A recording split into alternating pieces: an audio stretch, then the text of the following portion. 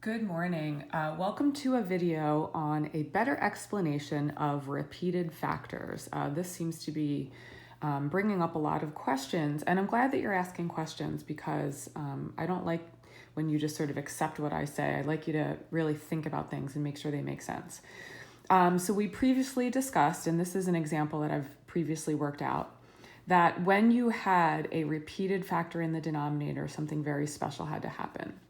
If you look in the denominator, there are actually three factors occurring because x minus 2 occurs twice, right? So it's really like x minus 1 times x minus 2 times x minus 2, okay?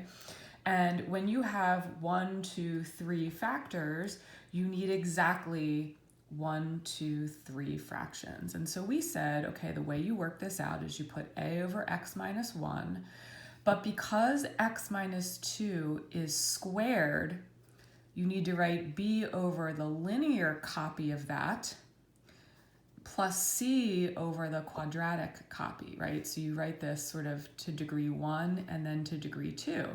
And people were like, what? Like, why does that make sense? But nevertheless, we solved, okay? So remember, we solved for a, b, and c. And we got a equaled 2, b equaled 4, and c equaled 1. And this was in a previous video that I used, so you can go back and look that up. Now, I want to do a couple things, and I want to prove why this works, okay? So what I should be able to do is individually add these three fractions together, and I should get the fraction on the left, okay? So I'm just going to add the numerators, right? So if I were to get a common denominator and add everything up, this would be 2 times the quantity x minus 2 squared plus 4 times x minus 1 x minus 2 plus 1 times x minus 1. Okay, so this should all equal what I have on the left. So let me just sort of work that out, right? Let's just show all of our work here. So I have 2 times x minus 2 times x minus 2 plus 4 times, now if I multiply these out, I get x squared minus 3x plus 2 plus x minus 1. Let me continue. This is going to be 2. I'm just going to sort of multiply those together. This will be what? X squared minus 4x plus 4. Plus 4 times x squared minus 3x plus 2 plus x minus 1. So I'm basically just adding these fractions together.